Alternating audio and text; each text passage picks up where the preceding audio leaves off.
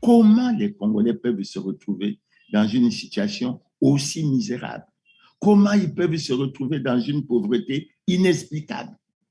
Évidemment, et c'est l'une des grandes contre-performances du Parti congolais du travail, ce parti a choisi de protéger ceux qui se sont enrichis, ceux qui ont plongé le pays dans la crise. Il a choisi de plonger les Congolais dans une situation invivable.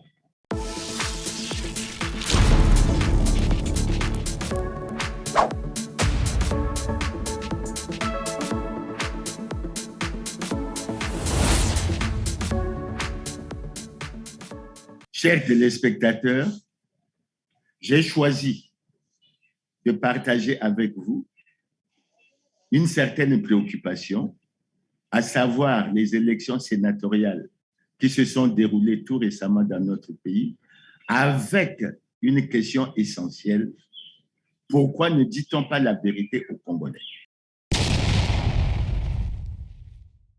En effet, ces élections se sont déroulées le 20 août 2023.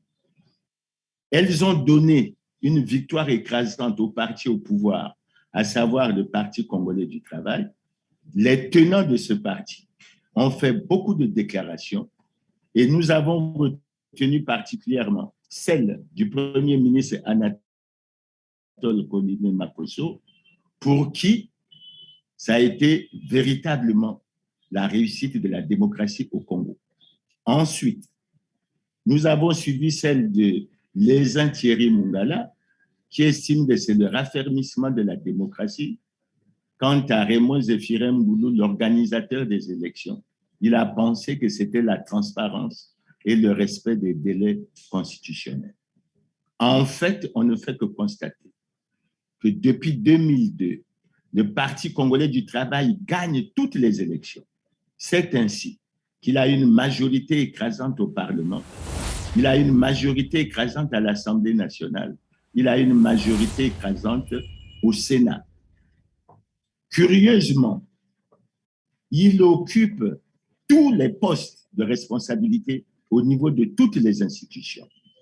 Malheureusement, cela se caractérise sur le terrain, au vécu des Congolais, par un bilan catastrophique, des contre-performances qui se caractérisent entre autres par le fait qu'il a plongé le Congo, notre pays, dans une grave crise multidimensionnelle, crise politique, crise économique et financière, crise sécuritaire, crise des valeurs, crise culturelle, crise morale, crise sociale.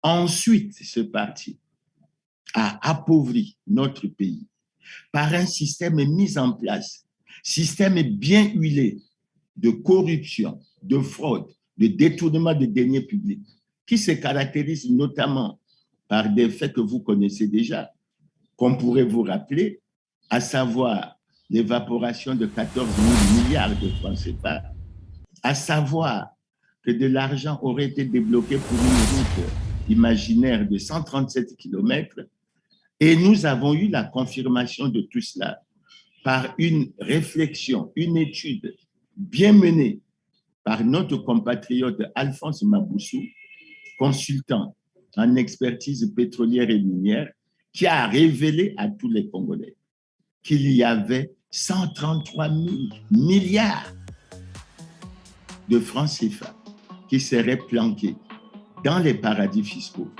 dans les bas de laine, dans les cimetières et même dans les églises. Cela donne le tournis au point de se demander comment les Congolais peuvent se retrouver dans une situation aussi misérable. Comment ils peuvent se retrouver dans une pauvreté inexplicable?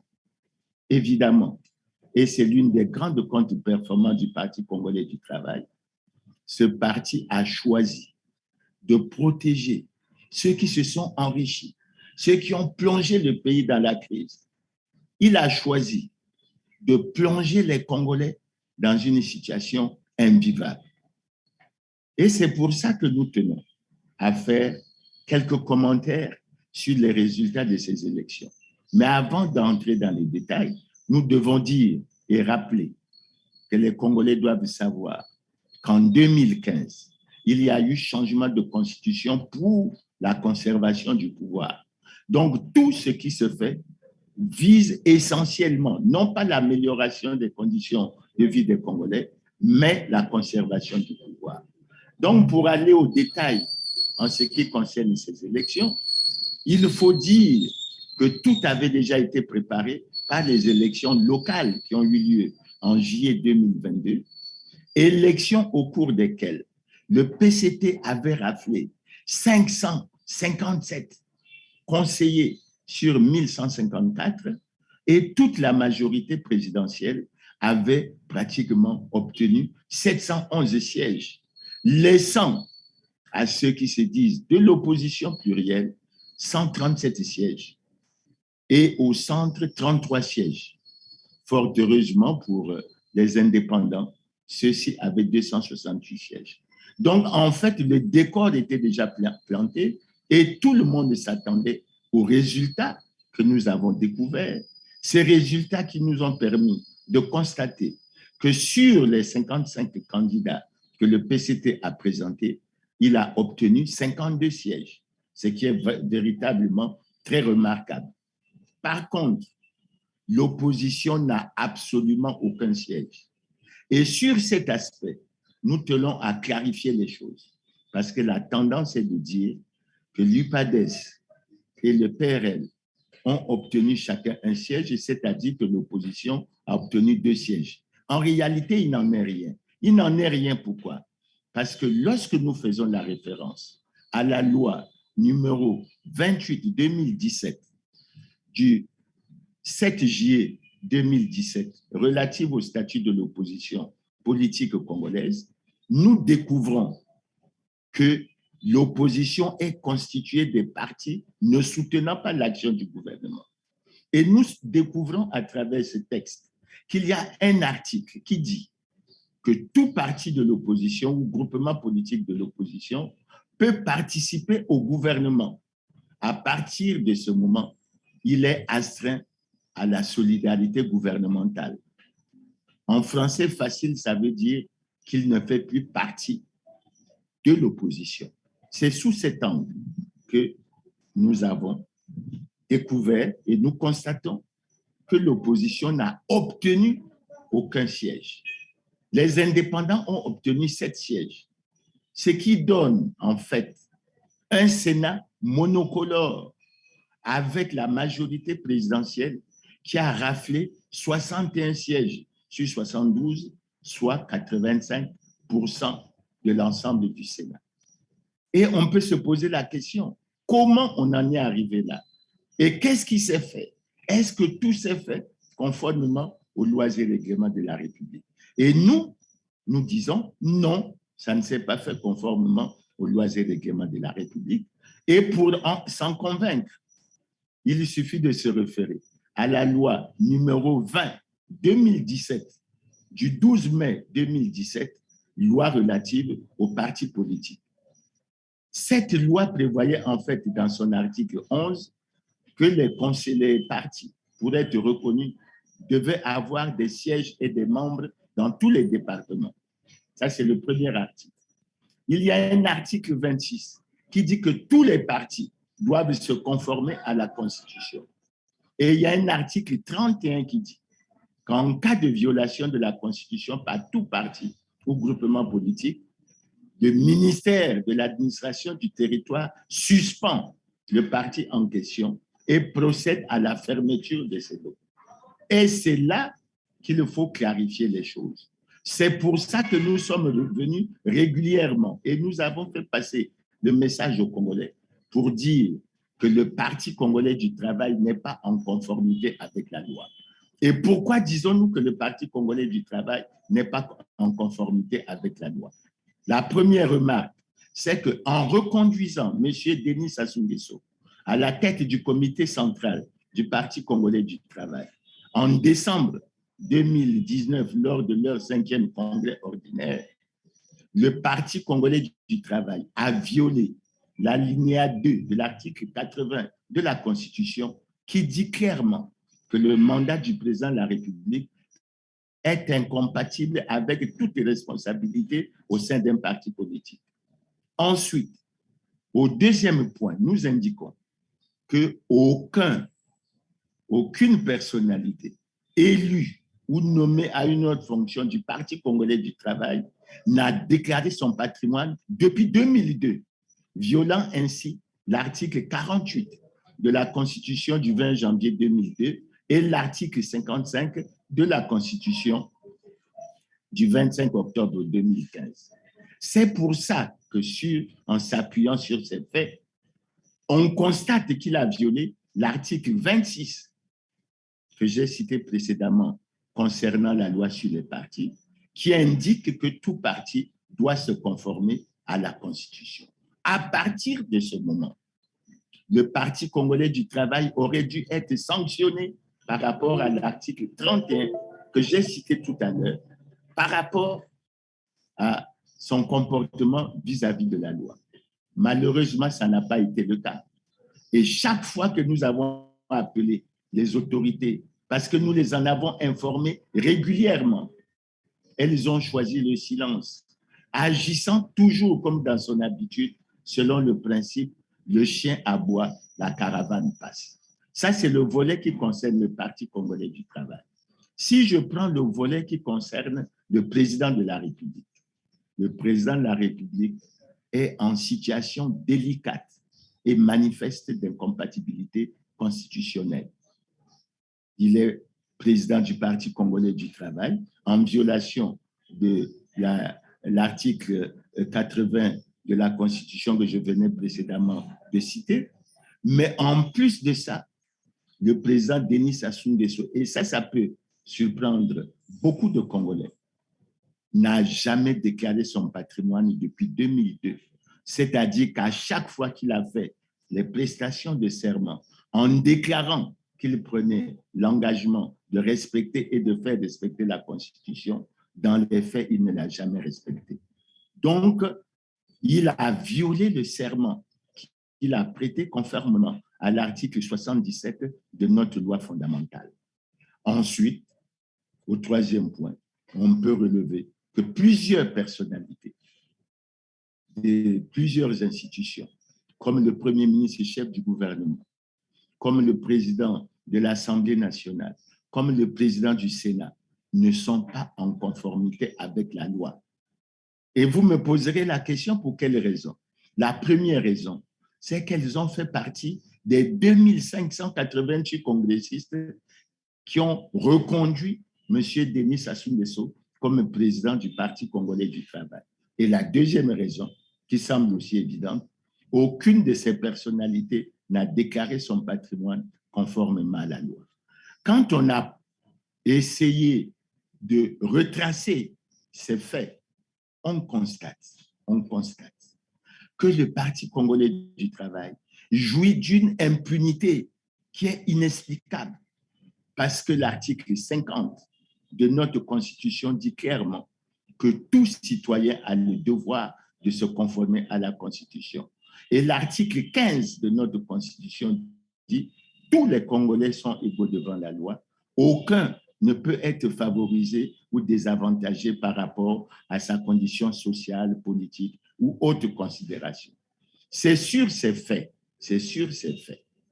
que nous avons constaté, que nous déclarons que les élections sénatoriales qui se sont déroulées le 20 août dernier se sont déroulées dans le déni de la démocratie, se sont déroulées dans l'irrespect total des lois et règlements de la République.